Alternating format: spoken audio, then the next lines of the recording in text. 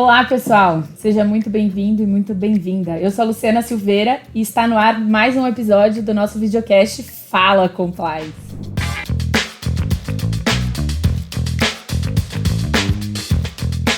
E o episódio de hoje, o compliance em ambientes altamente regulados. Para falar desse tema, uma banca aqui de peso, porque olha, tive aqui até que anotar, Giovanni Saavedra, doutor Saavedra, sócio responsável pela área de compliance e investigações do Saavedra e Gotchowski Advogados, professor do Mackenzie, doutor em Direito e Filosofia na Alemanha. Muito obrigada por aceitar nosso convite, por estar aqui com a gente para falar desse tema hoje. Eu que agradeço o convite, uma alegria estar aqui.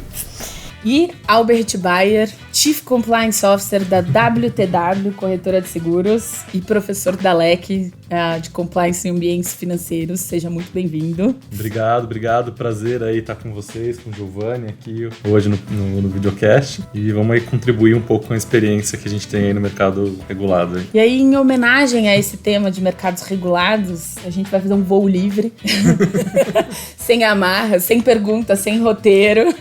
Vamos começar pela parte fácil de o que é o compliance nesse mercado regulado. O que quer dizer compliance em mercado regulado? Ter um órgão regulador, ter uma regra, uma legislação aplicável? O que é o compliance em mercados regulados? Saavedra. Então, da maneira mais simples, quando a gente fala de compliance, que é implantar um sistema de gestão de compliance, a estrutura de implantação é mais ou menos a mesma, né? Se a gente pensar ISO e melhores práticas internacionais, a gente vai ter sempre a mesma estrutura. O que muda no mercado regulado é um pouco a parte que a ISO chama de obrigações de compliance, ou lugar onde a gente vai buscar lá o que a gente tem que fazer. Quando a gente está no ambiente regulado, a gente tem normalmente normas que são emitidas por esse órgão regulador, que dão diretrizes, aí depende um pouco do órgão regulador, é um pouco mais específico ou mais ampla, que dão diretrizes de deveres de compliance que a gente tem, ou seja, coisas que a gente tem que fazer independente da nossa avaliação de risco, independente da nossa percepção da importância, existe algo objetivo que a gente tem que fazer. Então existe uma parte do compliance que fica aquele compliance ainda estilo checklist, né? Que eu preciso ver o que tem e ver como eu estou cumprindo. Porque a diferença principal é que eu vou ter um fiscal, alguém desse órgão regulador que vai olhar objetivamente se eu tenho que apresentar para cumprir esses deveres, né? Então acho que resumidamente seria isso, não sei. Eu acho que um exemplo que acho que fica mais fácil para o pessoal entender é que geralmente tem um órgão regulador. Então a gente está falando de Banco Central, a gente está falando de ANS, a gente está falando de SUSEP, a gente está falando de CVM, que traz normativo. Você precisa fazer A, B e C. Então tem desde normas de questões societárias, você precisa ter um diretor de compliance, você precisa ter um diretor de controles internos, ou você precisa emitir certos relatórios com essa frequência. Tem assuntos que são específicos para cada segmento. Então, na CVM a gente tem algumas questões de conflito de interesse, de transparência, que assim, em compliance você já está acostumado com esses temas, mas tem uma regra própria. Para você divulgar um produto, você tem que fazer desta forma. Então tem algumas coisas que acabam mudando e assim, a gente tem, digamos assim, um cuidado a mais de monitorar o que o regulador quer, que não é só o que está na lei, né, na lei anticorrupção, nas leis que são para todas as empresas, mas o que o regulador ele quer que a gente faça além do que é obrigado por lei, né? Então um normativo que é muito presente, um normativo de prevenção à lavagem de dinheiro, né, as obrigações de reporte. Toda vez que eu penso em mercado regulado, eu penso em PLDFT. Mas tem outras coisas de conflito de interesses, tem outras coisas de transparência, tem outras coisas que surgem derivados disso. Do próprio, não é aquele compliance tradicional só de anticorrupção que eu estou olhando só um relacionamento com o órgão público, olhando essa questão com mais força, mas eu estou olhando muito para o cliente, como é que eu estou lidando com o meu cliente, como é que eu estou oferecendo um produto seguro para ele, como é que eu estou oferecendo isso de uma forma de acordo com o normativo. Então tem bastante coisa nesse sentido. A gente trouxe aqui, né, a gente hoje está com a visão tanto do in-house quanto do external counsel. Para quem está in-house, atuar com o mercado regulado e para quem está fora, existe uma diferença? Assim, eu tenho uma preocupação em atender às exigências de um órgão regulador, eu me preocupo não só com o que seriam melhores práticas do mercado, quando eu estou dentro de casa, eu me preocupo com o que eu tenho que levar de obrigação para o órgão regulador. E eu estando fora, como consultor, eu tenho que ficar constantemente trazendo essa atualização de legislação, eu tenho que ficar lembrando, talvez, o cliente, né, de essa é a normativa X que não necessariamente o cliente está atento, porque o compliance officer que chegou para essa atuação, ele era de um outro mercado que não tinha essa regulação específica. Eu imagino que tem essas diferenças também, né? Já atuou em outro mercado regulado? Já trabalhei também com o Banco Central, que eu acho que hoje é a regra mais alta que a gente tem no mercado brasileiro, né? Uma das mais. E eu fiz essa transição, na verdade, Lu. Eu eu saí do mercado, digamos assim, não regulado, fui pro mercado regulado. É possível fazer essa adaptação, sim. Eu acho que o profissional de compliance, ele tem esse perfil de entender as regras principais, mas aí você precisa realmente se debruçar, entender um pouco melhor e fazer a lição de casa, de estudar o regulador, estudar o produto que você atua, estudar aí o ambiente com que você trabalha. É possível sim fazer, e eu também vim desse ambiente saindo off-council, né, fora de uma empresa, e agora... Trocou de lado da mesa. Troquei de lado da mesa, exatamente. Então eu acho que isso ajuda muito ter essa experiência. Então assim, o que muda nisso tudo?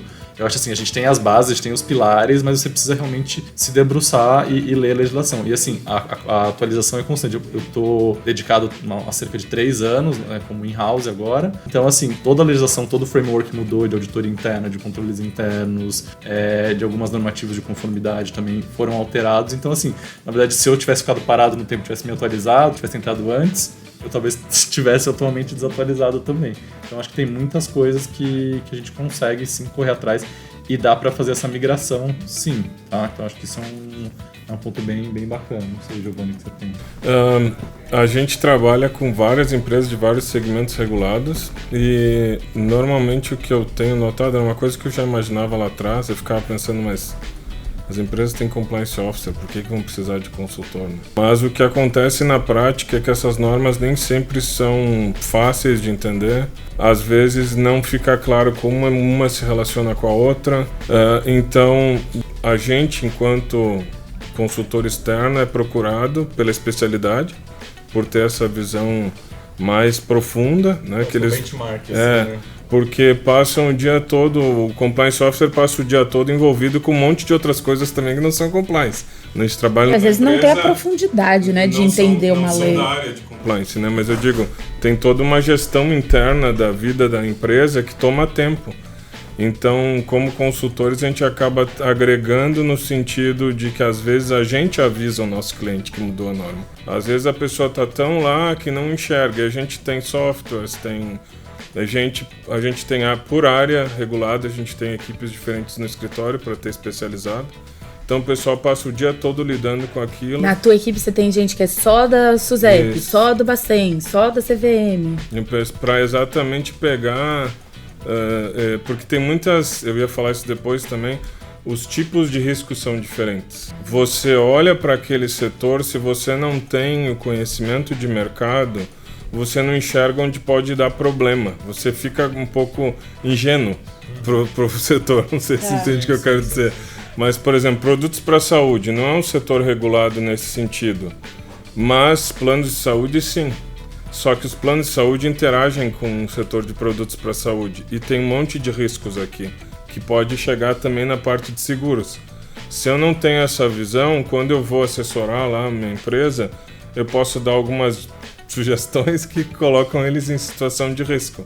Então tem o lado do setor regulado em si, que é entender as normas, que nem sempre são fáceis, especialmente nos últimos anos que mudou a abordagem do checklist para abordagem baseada em risco. Então hoje, mesmo no setor regulado, se a gente for pegar a parte de due diligence, a parte de cadastro, não é mais como era antes, que a gente tinha... transações até tal valor tem que comunicar, tal e tal coisa está aqui, operação suspeita. Né? Não, hoje as empresas são chamadas a fazer uma análise de risco, definir medidas dependendo do risco. E isso às vezes é complicado de montar também. Isso é a própria legislação que trouxe uma previsão diferenciada. Isso é um modelo eu sempre tive, acho que até pelo fato de eu nunca ter trabalhado em mercado regulado, olhando de fora, a minha percepção é de que até hoje, sempre tinha sido e até hoje era nessa abordagem de checklist. Não é mais, então. Não, teve uma mudança bem significativa no framework. E acho que tinha... Em que momento houve essa... 2 anos pra cá. A gente teve alguns desdobramentos, principalmente a atualização na legislação de prevenção à lavagem de dinheiro, acho que trouxe isso. O que acontecia? O COAF, que é o nosso órgão aqui de inteligência financeira no Brasil, ele recebia muitos reportes mecânicos. Então, assim, a transação em dinheiro acima de 100 mil reais, dinheiro vivo, comunica. Tá, mas qual que é o risco? É só porque é dinheiro vivo? Não é? Então, assim, tinha muita comunicação que não agregava valor para eles. Sim. E não estavam capturando a informação, porque o compliance ficava muito preocupado nos requisitos objetivos e não tanto na questão qualitativa. Perfeito. Ficava só no quantitativo. E agora, com essa virada, hoje a gente gasta muito tempo justificando que a gente não faz ainda, fazendo o quantitativo. Mas assim, a gente consegue dedicar mais tempo para o qualitativo também, de falar, olha, isso aqui eu entendo que são as operações de mais alto risco, essas operações a gente consegue isso organizar é melhor. Para todos os, por exemplo, você comentou que todos os órgãos reguladores, eles têm alguma normativa que também está nessa abordagem, ou é mais CVM? Não, é porque isso veio de fora. O GAFI mudou a abordagem da maneira como a gente lida com esse tipo de problemas. E aí ele acaba mandando... GAFI? O órgão internacional que trata da prevenção da lavagem de dinheiro. Então, existe nos sistemas regulados, os órgãos regulados do país estão sempre conectados com o sistema internacional. Tá. Então, tem o sistema de inteligência, tipologias, e à medida que vai tendo avanço aqui, isso vai mudando em todos os lugares. Então, de algum tempo se falava que a gente tinha que mudar um modelo de uma abordagem mais checklist para uma abordagem baseada em risco. Sim. Isso começou a ser internalizado pelos órgãos reguladores no Brasil, começou mais pelo Bacen, depois a SUSEP seguiu, a ANS também. Hoje, o plano de saúde tem que seguir, por exemplo, as mesmas estruturas e tem que ter também prevenção à lavagem de dinheiro na mesma lógica. Então, só para dar um exemplo concreto, né, que está na ANEEL e vamos falar de due diligence. Mas tem aqui, due diligence, antes a gente tinha lá o formulário, uns questionários, via lá os background checks e deu. Hoje, quando a gente fala em abordagem baseada em risco, eu tenho que ter uma estrutura de due diligence proporcional ao risco. Então, se eu tenho um risco alto, eu tenho que ter um procedimento. Se eu tenho um risco médio, ou sei lá qual é o sistema que se usa internamente de classificação, eu tenho que ter outro. Mas eu preciso mostrar que eu fiz essa reflexão. E isso traz para as empresas um risco diferente do ponto de vista legal. Porque se eu tenho que refletir sobre isso, eu me torno responsabilizável se eu não fiz adequadamente. Então começa a ter um risco diferente para o compliance officer, para todo o sistema. É bem mais desafiador, eu diria. Tem que ser muito mais técnico hoje do que era antes. Eu acho que tem uma questão que a gente fala muito de prevenção à lavagem de dinheiro ligada ao mercado regulado, né? Mas a gente tem essa abordagem baseada no risco, ela não é só de prevenção à lavagem de dinheiro. Pelo contrário. Ela é para qualquer coisa. Então, assim, os órgãos reguladores trouxeram cada vez mais o fortalecimento dessas áreas de controle. Porque antigamente a gente via muito no mercado o diretor de prevenção à lavagem de dinheiro com uma responsabilidade comercial, com conflito de interesses. Hoje em dia já tem essa obrigatoriedade de separação. E não só da prevenção à lavagem de dinheiro, mas da área de compliance, da área de riscos. Então você começa a capacitar. Então hoje que a gente vê muitas vezes num segmento não regulado, que é um diretor de GRC que acaba pegando todos os chapéus. E no segmento regulado isso começa a se segregar como as grandes corporações que a gente vê no mundo, que são listadas em bolsa, que tem uma governança superior. Então, instrumentaliza essa abordagem baseada em risco, também isso cascateia, porque dá muito mais trabalho. Você fazer o compliance de corrupção, fazer a prevenção à lavagem de dinheiro, fazer gestão de riscos, fazer auditoria interna muitas vezes, a auditoria interna também é baseada em riscos, então assim, você começa a ter uma metodologia e não é aquela coisa de amostragem, eu tenho 100, eu pego 40 aleatoriamente, não. Você vai pegar 40 selecionados dentro da amostra de 100%. E explicar por que você selecionou esses 40, quais foram os critérios objetivos que justificaram... Responsabilizável por ter feito errado. Se, digamos, daquela operação surge um problema de lavagem de dinheiro mesmo, o Ministério Público, que está lá na frente, é meu outro tipo de trabalho, ele não se preocupa com a norma. Ele vai dizer, mas escuta, você não fez avaliação de risco que não era óbvio. E normalmente, isso é uma questão mais acadêmica, é sempre mais fácil a gente olhar de trás para frente do que a pessoa que tem que tomar a decisão. É que nem eu sou casado, né? É sempre mais fácil a gente dizer, você devia ter feito aquilo, seria muito mais fácil. Tudo que eu disser pode e será utilizado contra mim na próxima briga. briga. Exato. É sempre mais fácil a pessoa, depois que aconteceu, olhar pra trás e dizer, Tava ali, né? Tava ali. Só que quando a pessoa tá na posição aqui dele, ou do compliance officer, ele tá olhando pra um futuro que ele não sabe se vai acontecer. É sempre bem mais desafiador. Cavaleiro do Apocalipse, Por né? isso Já que- fica no se prevendo que tudo pode se materializar. E nessa lógica, inclusive, de abordagem de risco, a gente está falando bastante de vários órgãos reguladores, mas muito de prevenção à lavagem de dinheiro. Então, o risco aqui é a lavagem de dinheiro, que pode acontecer em todos esses ambientes regulados, né? Seja da seguradora, seja do plano de saúde, seja da instituição financeira. Que outros tipos de risco a gente tem nesses ambientes regulados que os órgãos reguladores exigem algum controle específico? A gente viu recentemente, com a guerra na Rússia, a gente viu uma preocupação muito grande com sanções também, que é um mercado que está crescendo em busca de profissionais e de conhecimento, um trabalho muito grande dos compliances globais com relação às sanções. O Brasil acaba ficando um pouco atrás porque não tem tanta exposição ao mercado russo, mas as empresas multinacionais, a gente vê que sanções é um assunto que está super em alta. Multinacionais, né? Multinacionais e empresas que têm relacionamento com a Rússia ou têm alguma conexão com os países envolvidos aí. Então, assim, por exemplo, tem muitas sanções emitidas pelo governo americano, pela União Europeia, pelo Reino Unido. Então, muitas vezes a sua sede está nesses países, acaba que você fica envolvido nisso. E aí, pensando no cenário in-house que você falou até dos chapéus, né? Isso seria mais uma linha de trade compliance, de o seu negócio ter uma pontozinha com compliance, ou ficaria com o compliance regulatório? É porque hoje em dia a gente não tem essa segregação. Eu, por exemplo, vejo que no mercado a gente não tem muita segregação de ter o trade compliance. Tá. Lá fora já é um pouco mais comum. Mais comum ter essa divisão. O que acontece? Que daí o que acontece? O risco de sanções ele aumenta quando a gente tem mais normas de sanções acontecendo. Então eu preciso ter um monitoramento adicional, eu preciso olhar minha base de clientes, eu preciso olhar minha base de transações, de ver quais são as conexões que eu tenho com... E aqui a gente não tá falando só de Rússia, mas pode falar de Cuba, pode falar de Irã, pode falar de Coreia do Norte, tem vários países que tradicionalmente, mas assim, a Rússia, digamos assim, é a bola da vez que cada vez mais tem o price cap do petróleo, tem várias coisas que estão acontecendo que estão tentando causar aí prejuízos financeiros para a Rússia. Né? Tem também, desde que a gente tem a lei anticorrupção, enfim, tem colegas que não gostam desse nome, eu gosto, enfim. Mas a lei 12846 de 2013... Eu chamava de lei da empresa limpa. Whatever. Como a gente achar melhor.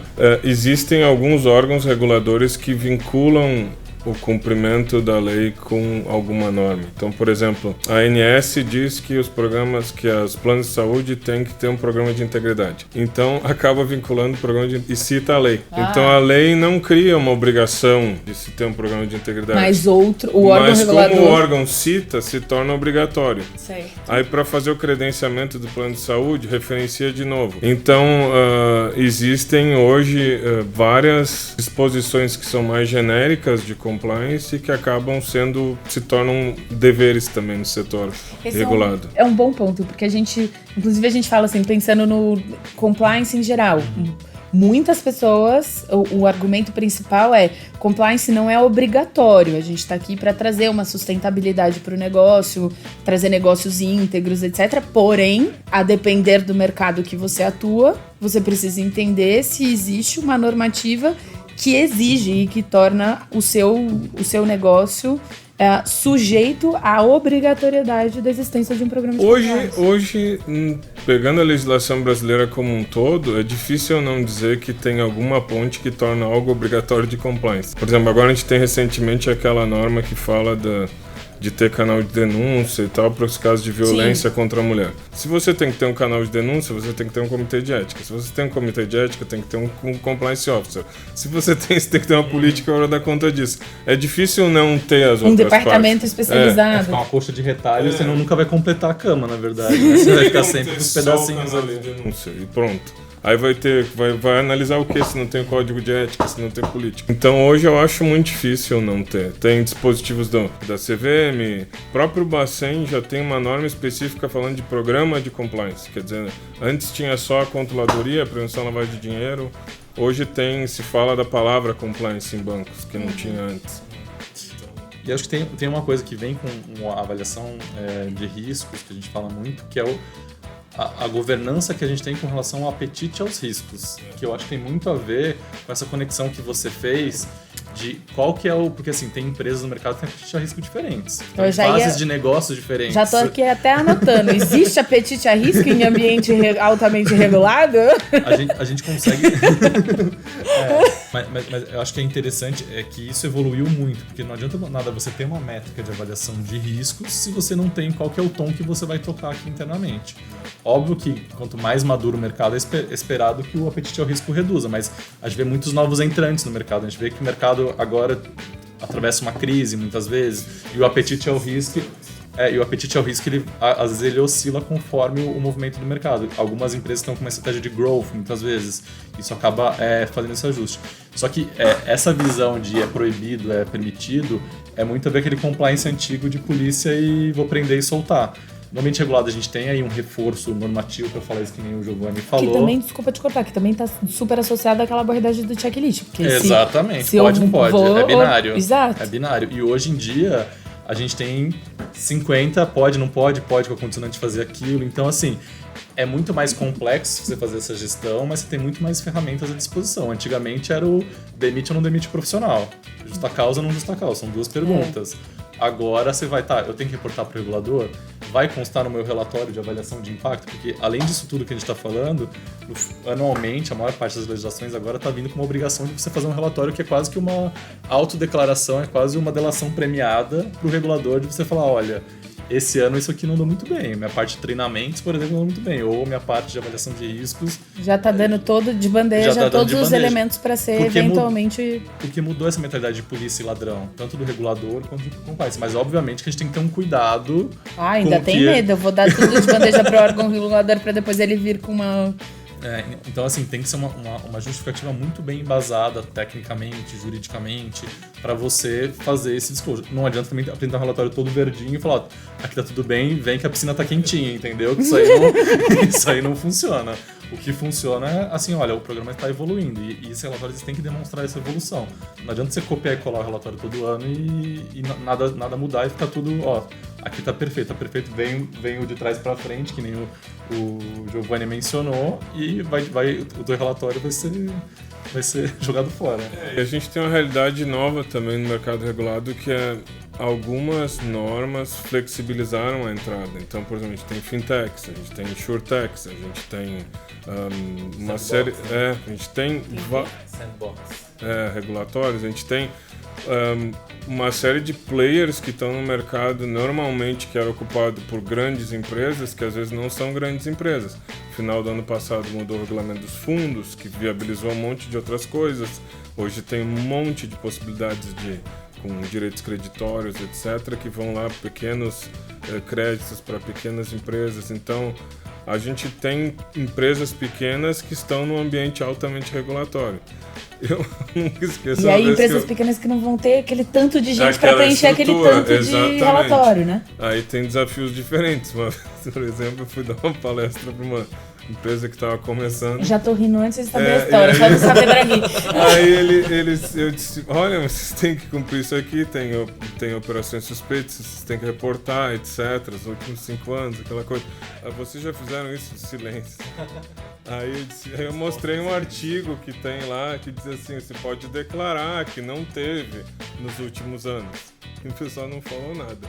Saiu do meu treinamento, foi lá e declarou rapidamente que não teve nada.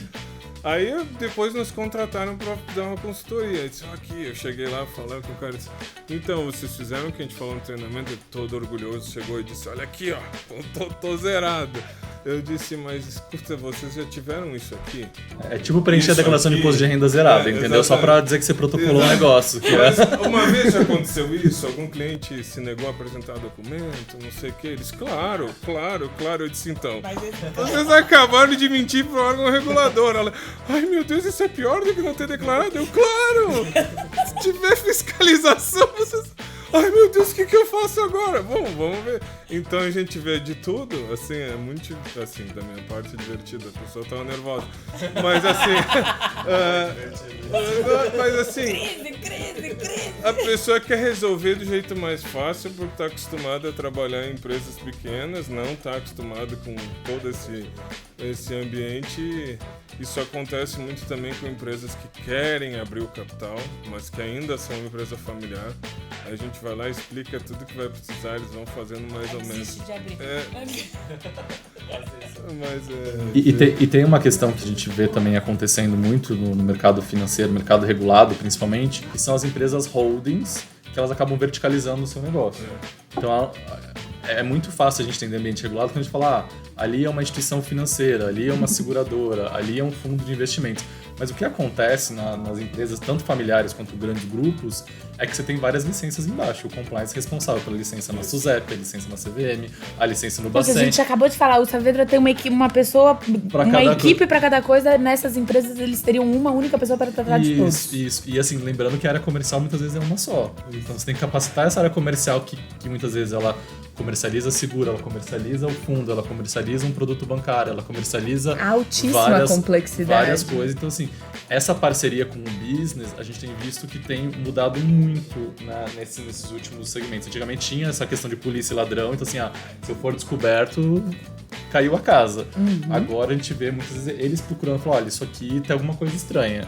Então a gente vê esse movimento no mercado da área comercial procurando a área de compliance para saber, olha, a gente está em ambiente regulado, a gente tem uma parceria que a gente quer fazer.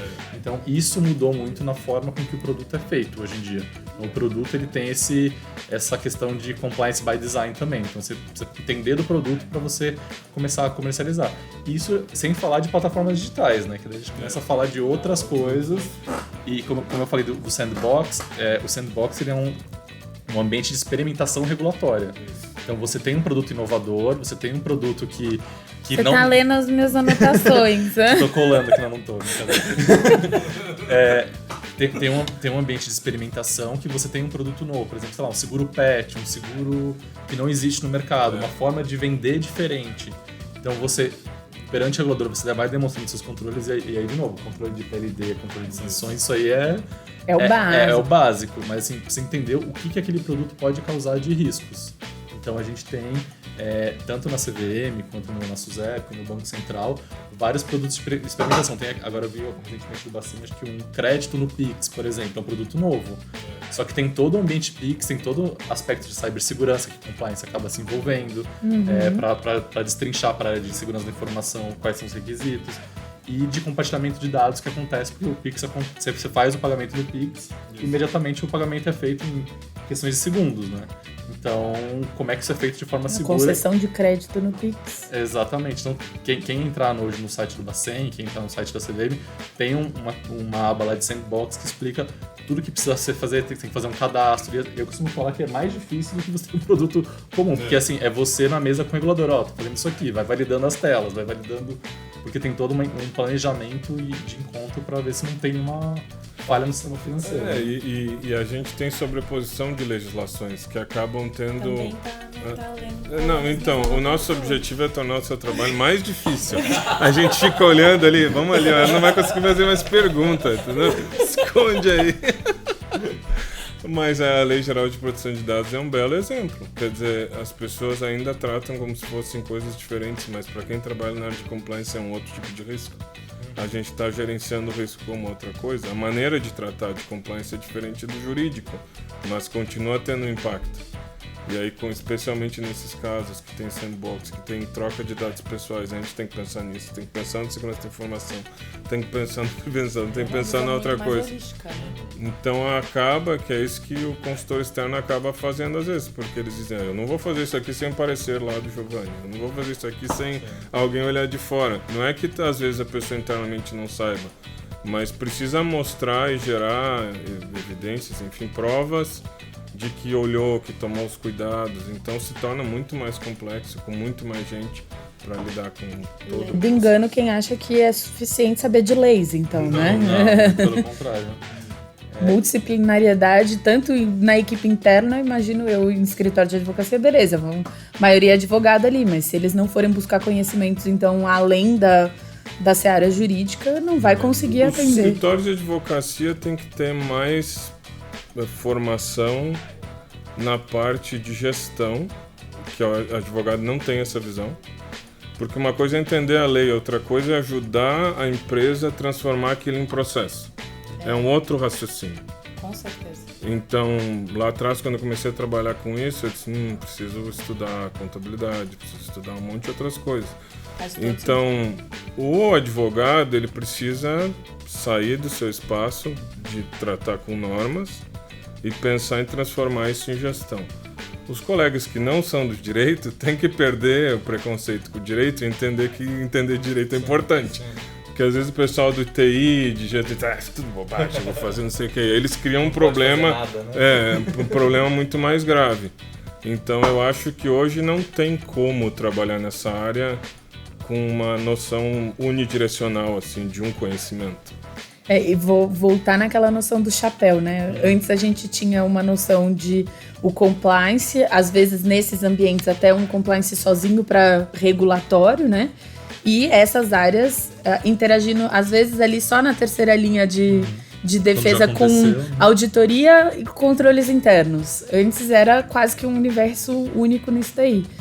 Hoje é o negócio, é produtos, é TI, é cyber, é proteção de dados. E uma coisa que aconteceu no mercado de compliance, eu acho que nos últimos 5 anos, que a gente tem essa questão de privacidade, tem questões de controles internos, que a gente foi cada vez colocando camadas, né? Colocando camadas. E assim, hoje, para você fazer negócio, para você ser inovador, muitas vezes isso, se for um modelo antigo, isso trava todo o processo, você sufoca o negócio. Então, hoje, o compliance, ele tem uma visão muito consultiva, ele tem uma visão muito próxima ao negócio, mas muito mais de capacitar o negócio para que ele traga informação para você. Então, o elo de confiança, ele é muito fortalecido. Mas, obviamente, que a gente tem que continuar com o olho bem aberto, monitorando. Tudo aquilo que era feito, continua fazendo, mas assim, como é que a gente faz isso de uma forma eficiente? Como é que a gente faz isso de uma forma integrada? Que não é assim, precisa passar pela minha janelinha, passa pela janelinha de privacidade, passa pela janelinha de produto, e daí assim, vira uma linha de produção que o launch de um produto vira 3 anos, entendeu? Então como é que você faz isso de uma forma integrada? Então isso hoje é um desafio que está posto. E com equipes enxutas também, né? Porque hoje em dia a gente vê que o profissional de compliance... Mais algum desafio? A gente vê que o profissional de compliance, só que ele tem mais ferramentas. A gente hoje tem mais BI, a gente tem mais coisas sistematizadas, a gente tem software para fazer captura de questão regulatória. Então, já vi gente fazendo aí roteiro de treinamento com ChatGPT, com algumas coisas assim, que facilitam o processo que antigamente a gente não tinha. Então, a gente consegue ter algumas ferramentas que ajudam a gente a sair lá na frente. Né? Eu estava pensando aqui também num outro ponto, que é o que mudou assim, bastante nessa área de compliance é que não dá mais para a gente ter aquela visão básica do compliance. Eu preciso entender de um mercado. Não dá mais para ser... Claro que eu preciso ter as noções gerais de compliance para trabalhar em qualquer lugar. Mas para eu conseguir ou prestar uma consultoria ou trabalhar adequadamente numa empresa, eu preciso dominar o mercado. Então é o que eu falo para os meus advogados. Como é que vocês querem trabalhar com empresa se vocês não gostam de empresa? Então eu vou lá, eu fico o tempo todo, eu me interesso, eu vou num cliente que tem estoque, eu vou no estoque, eu quero ver como funciona, onde é que entra o carro, onde é que sai, não sei o que. De tanto fazer isso, quando a gente está falando com uma empresa, por exemplo, essa semana a gente estava falando com um fundo de investimentos que entrou no escritório, eles trocaram o escritório porque os instrumentos estavam muito pesados, eles não entendiam por quê. Eu fiz a reunião, eu vi, o escritório anterior tinha entendido errado a operação. Não tinha enxergado a operação, então criou procuração onde não faz sentido. E aí eles estão, mas para que eu uso essa procuração? Para que eu uso aquilo? Então, não era uma deficiência técnica, era uma deficiência de entender a operação. Se eu não enxergo como funciona a operação, eu atrapalho. É um problema de design mesmo, né? Então, a gente... Do compliance by design que você trouxe. Exato. E a gente tem uma questão hoje também que eu acho que a gente está indo para uma próxima evolução, né? Eu não sei se você concorda comigo, mas tem a questão do mercado aberto. Hoje em dia que tem o Open Finance, o Open Insurance, o Open Banking, que a gente está vendo, mas tem várias... Está aprendendo muito. tem várias normas que muitas vezes conflitam com normas de privacidade, conflitam com normas muitas vezes de PLD, que a gente está indo para o mercado que o usuário vai ter o direito à portabilidade, de uma forma bem simples. Então, eu, usuário hoje de uma seguradora, de um banco, de alguma instituição, eu sou o dono dos meus dados. Antigamente você tinha que vai no banco, preenche uma ficha no papel e na caneta, né? Você é PEP, qual que é o seu endereço, qual que é a sua renda presumida, você fazia isso. Hoje, né, que você abre uma conta com um celular, facilmente você consegue fazer isso. E você pode ter o direito à mobilidade. Só que pensa que a gente está falando de quantas instituições bancárias a gente tem, quantos newcomers a gente tem nesse segmento. E isso você pode fazer mobilidade de um banco que é um Big Three, uma grande instituição, migrar para um banco que acabou de pedir o acesso ao Banco Central, então pediu a licença do Banco Central. Então você tem essa mobilidade e tem esses desafios de compliance, tipo assim, que dados que eu posso compartilhar com o meu concorrente? Que dados que a gente pode mandar? Então, assim, tem uma normativa para ver quem que vai aderir, quem que não vai aderir, os volumes, tem os trends, as datas, que são muito importantes, e todo o mecanismo de segurança. Será que eu estou fazendo uma portabilidade ou será que eu estou tendo uma invasão hacker? Então, são coisas de fazer em massa ou não fazer em massa. Então, pensa fazer toda uma portabilidade, muitas vezes, de uma empresa inteira. Você tem direito à portabilidade pelo titular, mas vai ter que ter o consentimento, não vai ter o consentimento. Então, assim, o compliance, a área de privacidade, tem muita sinergia com o compliance regulatório. Muito interessante. Gente, eu só tenho a agradecer porque eu vou falar uma coisa. Vocês mudaram a minha imagem do mercado regulado. Fico muito feliz. Acho que o contato que eu tive com o mercado regulado, igual eu falei, nunca trabalhei, né, como compliance officer no mercado regulado, mas eu tive contato quando eu estava do seu lado da mesa, Saavedra. E era talvez a época que vocês comentaram, a mudança veio mais ou menos há 2 anos atrás. Era uma época que era uma abordagem diferente e que eu fico bem satisfeita de saber que realmente agora essa abordagem ela trouxe mudanças tão significativas e que a gente pôde abordar aqui nesse videocast tudo que é na prática a atuação desse compliance no mercado regulado. Então, muito obrigada Albert, obrigada Saavedra, foi uma oportunidade muito interessante aqui de abordar o tema. Excelente, foi ótimo, eu que agradeço. Não, a gente que agradece, eu acho que bom que a gente mudou sua visão.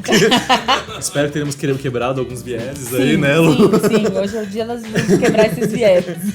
Mas eu gosto muito de trabalhar com o mercado regulado, eu acho que traz uma solidez, traz uma segurança você ter alguns normativos e tá aí.